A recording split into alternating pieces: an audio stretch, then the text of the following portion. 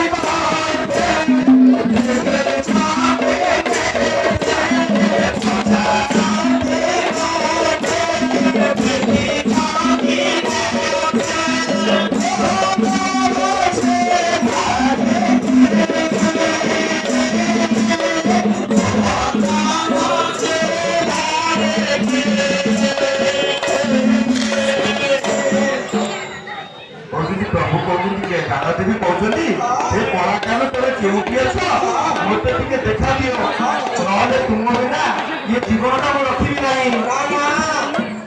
ଏଇଠି ଆଜ୍ଞା କଳାକାର ଯେତେବେଳେ ଦେଖା ଦଉନାହାନ୍ତି ଆଗାକୁ ରାଜା ଦେବୀ ଅତି ପ୍ରାଣର ସହରରେ ଡାକୁଛନ୍ତି କଳାକାର ତୋର କୋଉଠି ଅଛ ଦେଖା ଦିଅ।